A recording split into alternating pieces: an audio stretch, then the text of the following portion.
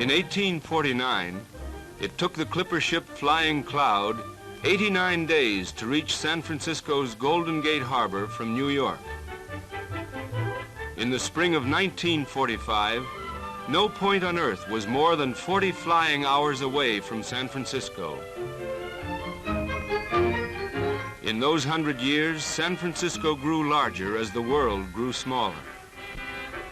It developed into a vigorous and cosmopolitan center of commerce and culture, and of industry and shipping for the war in the Pacific. And for 9 weeks in the spring of 1945, San Francisco was the center of men's hopes for lasting peace.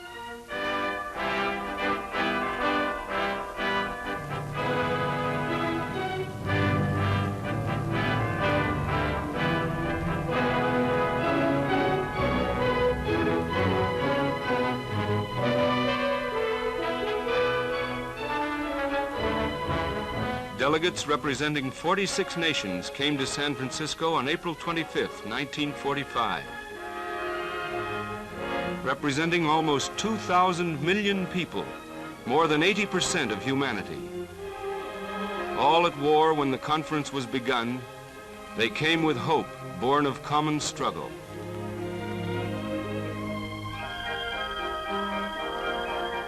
They came to design together machinery to end war, a curse which in 30 years had killed 40 million human beings.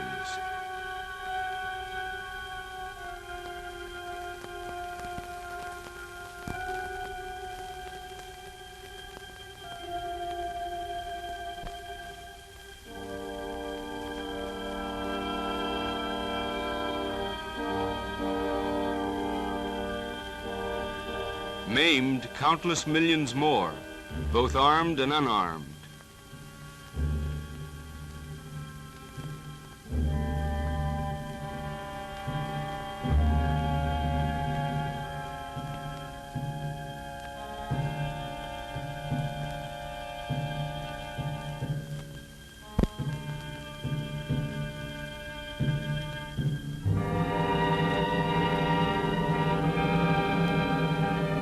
When the conference convened, Franklin Roosevelt was missing. The man who helped weld the United Nations together as a fighting team and who worked to keep them united in the peace to come had died before he could see his dream come true. But his words were in every mind and heart.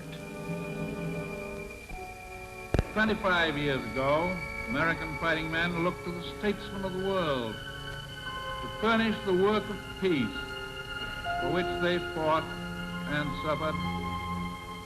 We failed them. We failed them then. We cannot fail them again and expect the world to survive again.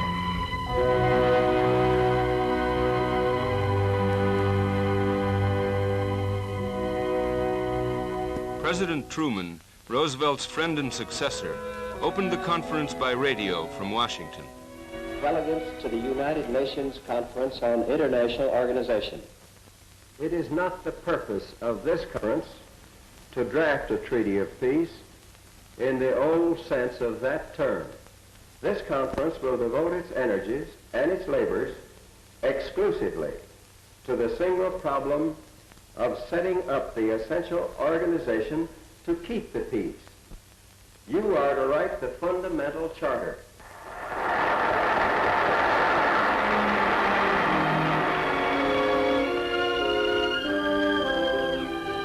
As the delegates broke up that first night, the task before them was clear: to chart the course toward realistic international cooperation to preserve peace.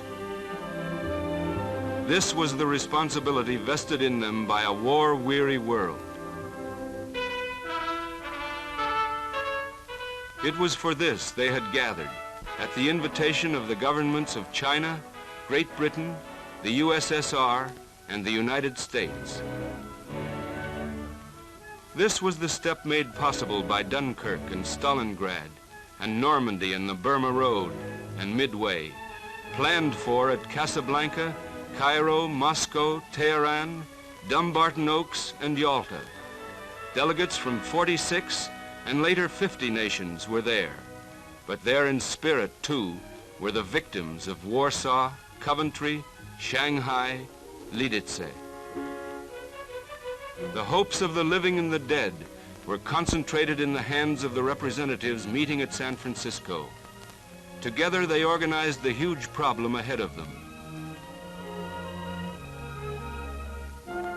The discussion and amendment of the proposals prepared at Dumbarton Oaks.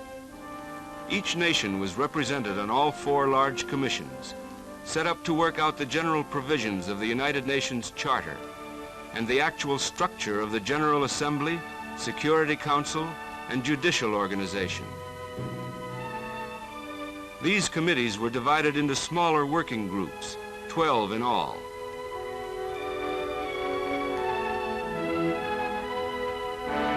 Chinese, English, Russian, French, and Spanish were the standard means of exchange among many languages spoken. And in 9 weeks, the charter was ready to go before the participating governments for ratification. In the General Assembly of the United Nations Organization, each member will have 1 vote. Any matters within the scope of the charter will be discussed here. Recommendations will be made to the Security Council. The Security Council will have 5 permanent members and 6 others elected by the General Assembly for 2 years. It is to be the enforcement arm of the organization. An International Court of Justice in permanent session will decide legal aspects of international disputes. The Economic and Social Council will have 18 members elected by the General Assembly. Special agencies like the Food and Agriculture Organization will be affiliated with it.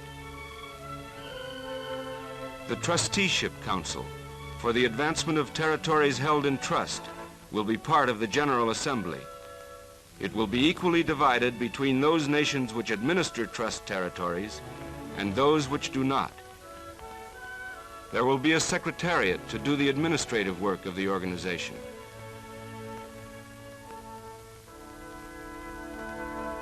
These provisions were not easily arrived at.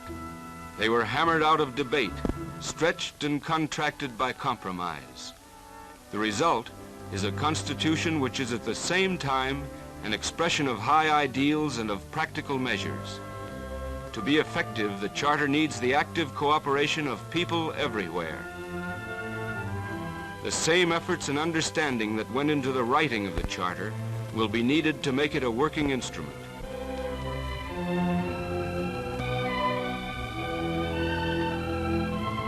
To fulfill the mutual responsibilities of nations as set forth in the Charter, to bring about free world trade and the full employment of man's productive resources, men and women of goodwill everywhere must come to know and understand one another.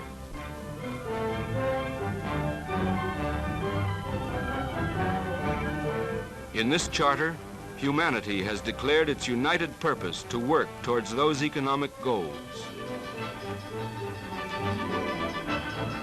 The Social and Economic Council of the United Nations Organization gives the peoples of the world an instrument with which to promote a higher standard of living everywhere. Through their delegates at San Francisco, the member nations pledged to use that instrument.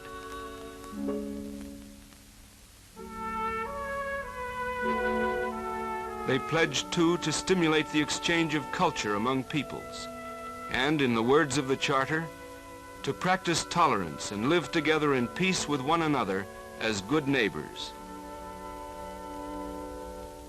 At San Francisco, 50 United Nations reaffirmed their faith in the dignity and worth of the human person, without distinction as to race, sex, language, or religion.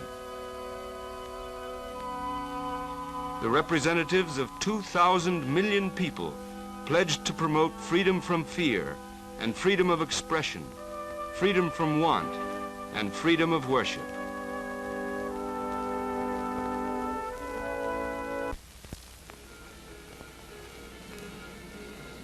The second week of the conference brought the news of Germany's surrender, proof of the power of unity against a common enemy.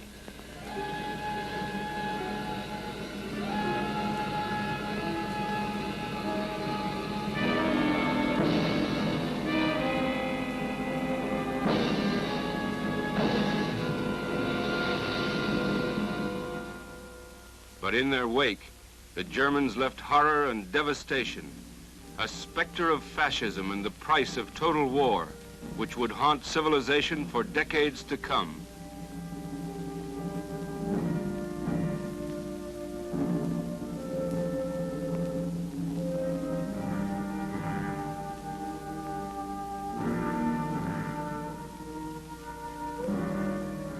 Strong and effective machinery must guarantee that succeeding generations shall be spared such destruction. Therefore, at San Francisco, the delegates of the United Nations took concrete steps to settle their disputes by peaceful means, to prevent threats to the peace, to suppress aggression, and pledged to place their armed forces at the disposal of the international organization.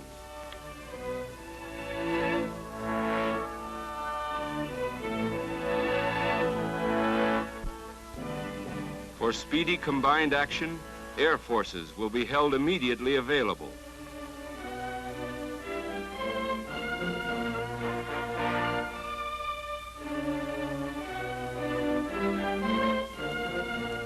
Final responsibility is vested in the powerful Security Council, authorized to work swiftly and effectively with the aid of its military staff committee.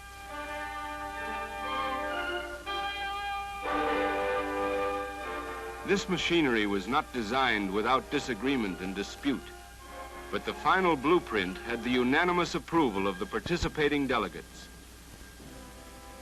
And it is now my duty, my honor and my privilege in the chair to call for a vote on the approval of the Charter of the United Nations, including the Statute of the International Court, and also of the agreement on interim arrangements. If I have your pleasure, may I invite the leaders of delegations who are in favor of the approval of the Charter and the Statute and the agreement on interim arrangements to rise in their places and be good enough to remain standing while they're counted.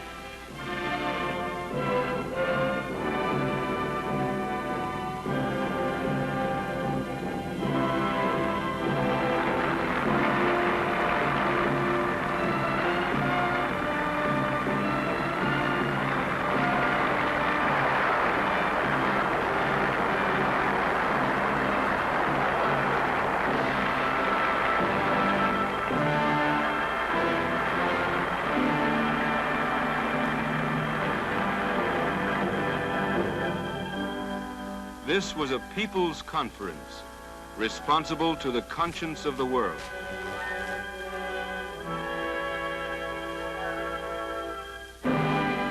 Here, in the midst of war, the world's people collaborated in the drafting of a workable international constitution.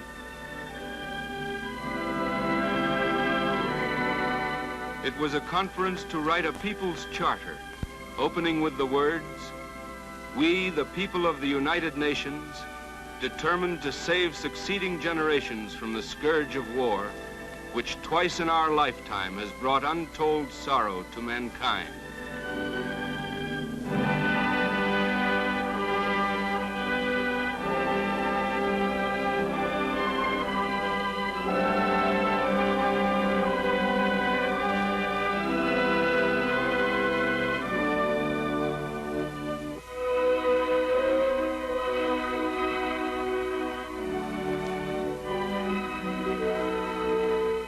It was a people's conference and a soldiers' conference, meeting under the eyes of veterans of 2 wars and the generation which must suffer if the Constitution fails. Common people and their governments alike were aware of the stakes.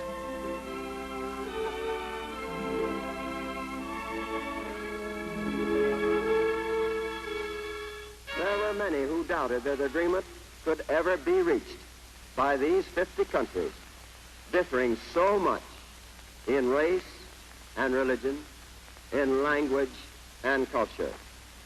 But these differences were all forgotten in one unshakable unity of determination to find a way to end war.